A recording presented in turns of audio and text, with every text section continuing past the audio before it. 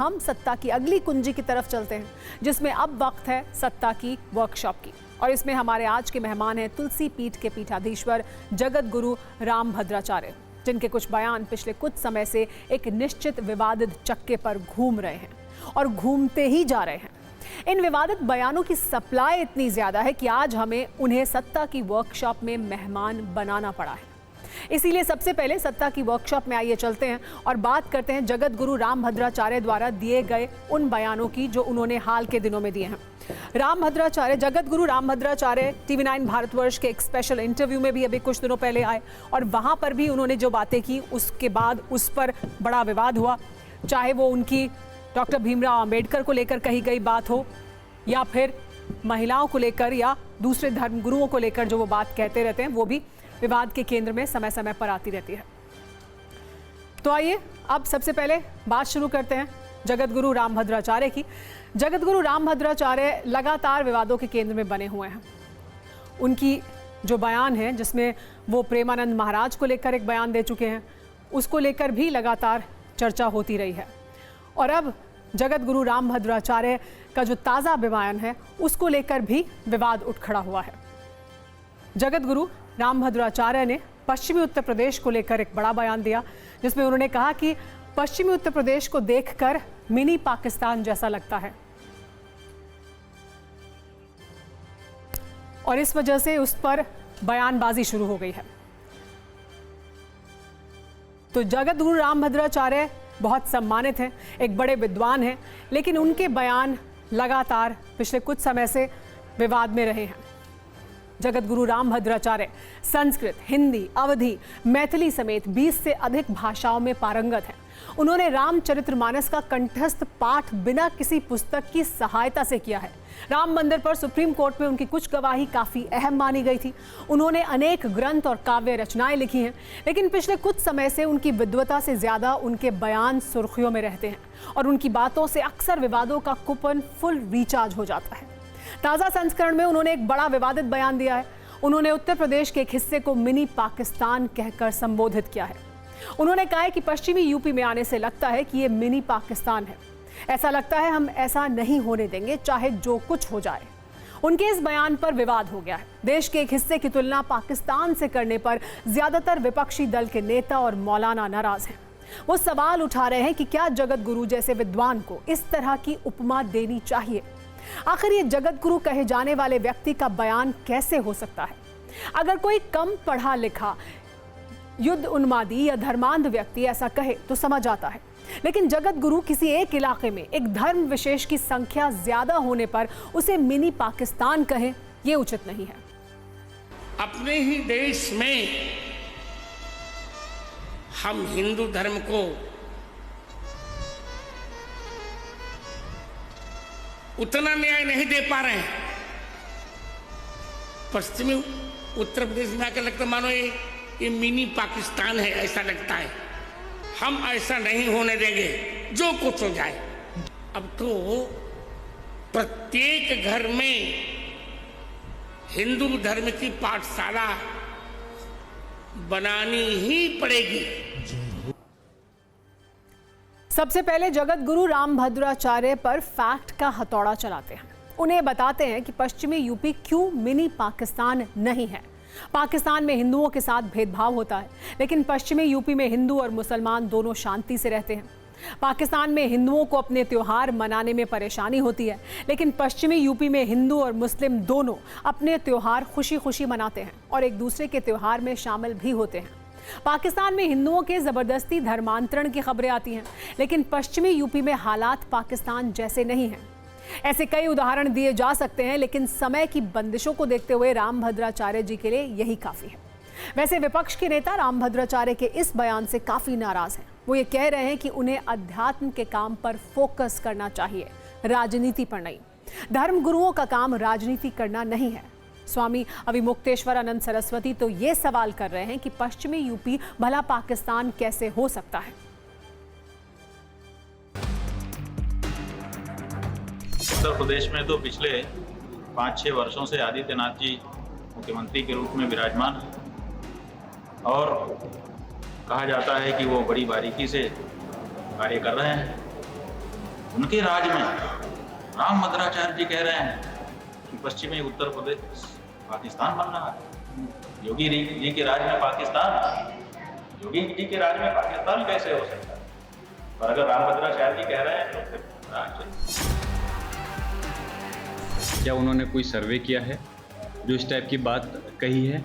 और क्या उनको ये मालूम नहीं इस टाइप की बात कहने से कितना बड़ा नुकसान हो सकता है, आपस में लोगों के अंदर दूरियां बन सकती हैं? क्यों इस टाइप की अनाप शनाप बातें कही जाती हैं? इसकी गहराई में जानना चाहिए हमको कि उनसे ये बात वो खुद कह रहे हैं या किसी पार्टी विशेष की तरफ से उनसे ये बातें कहलवाई जा रही हैं। अगर इस तरह के बयान नहीं देंगे तो इनकी दुकान कैसे चलेगी? अगर यहाँ पे मुसलमान हैं तो उन्हें बहुत तकलीफ है। इसका मतलब अब ये लोग दुकान चलाने के लिए और एक ख़ास पार्टी को फ़ायदा पहुँचाने के लिए पॉलिटिकल भी हो गए। पश्चिमी उत्तर प्रदेश का अपमान कर रहे हैं पाकिस्तान बताकर। हम सारे मुसलमान क्या आतंकवादी हैं जो पाकिस्तान बता रहे हैं? अपने पुत्र पुत्री को हिंदू धर्म के शिक्षा देनी ही पड़ेगी। जो शंकराचार्य जी ने जो बात कही है वो बिल्कुल निराधार है, उसका कोई वजूद नहीं, उसका कोई बुनियाद नहीं।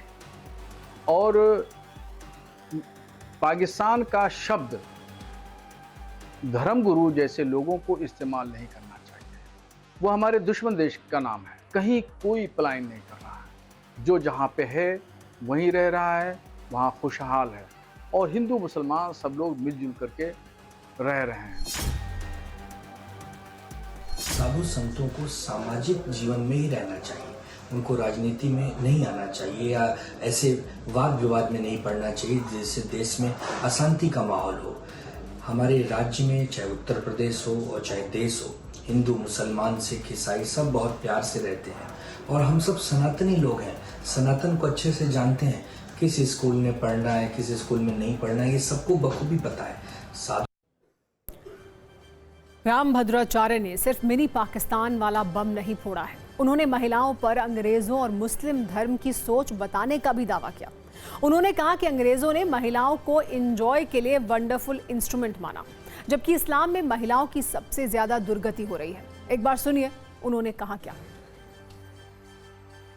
जितनी दुर्गति इस्लाम परंपरा में महिला की हुई ऐसे कहीं देखी नहीं जाती। एक एक महिला से 25-25 बच्चा पैदा करना और फिर उनको वृद्ध होने पर 3 बार तलाक करके छोड़ देना, यूज एंड थ्रो, ये हमारे यहाँ नहीं है। किसी धर्म में महिला को बेबी कहते हैं, किसी पंथ में महिला को बीबी कहते हैं।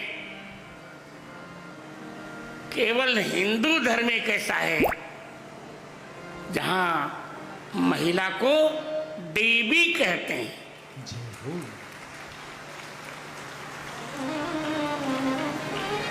इसलिए बार बार मैं यही कहूंगा कि भारतीय वैदिक संस्कृति यदि पढ़ ली जाए तो कोई झंझट होगा ही नहीं।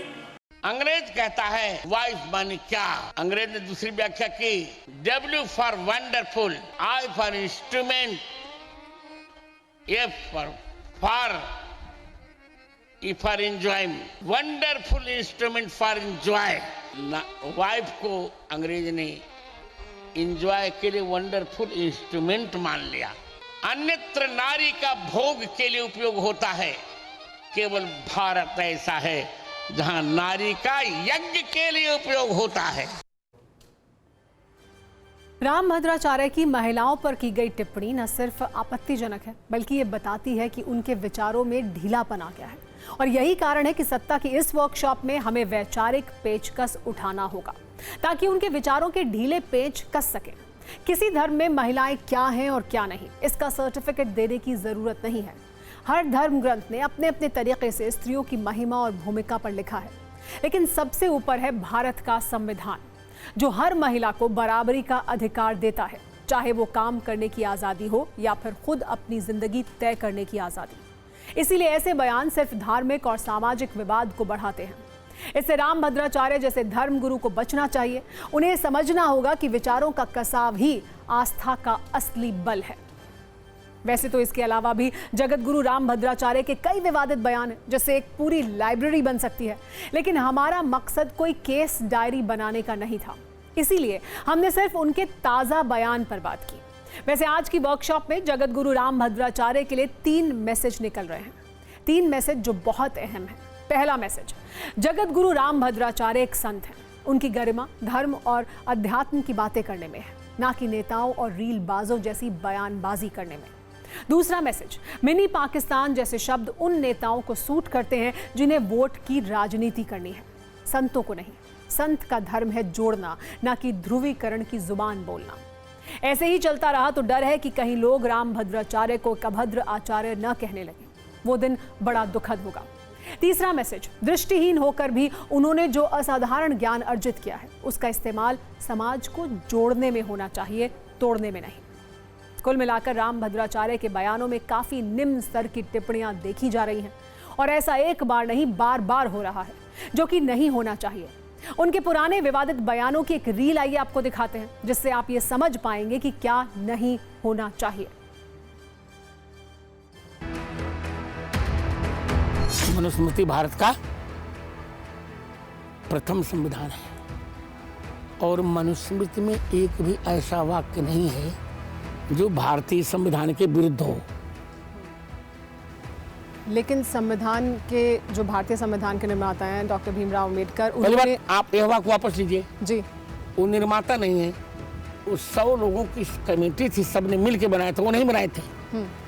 लेकिन सामाजिक न्याय के लिए तो उन्हें नायक माना जाता है ना। नायक भले कुछ मान ले, आप जाके देखिए 100 लोगों की 100 लोगों की कमेटी थी कि नहीं। वो सुनिए, मुझे दुख की बात का है, फिर कह रहा हूँ, यदि अम्बेडकर साहब को संस्कृत आती होती ना, ऐसी गलती नहीं करते। हाँ, मैंने ये कहा था, जैसे पिता पुत्र के लिए कहता है कि बेटे तुम्हें संस्कृत जानना चाहिए,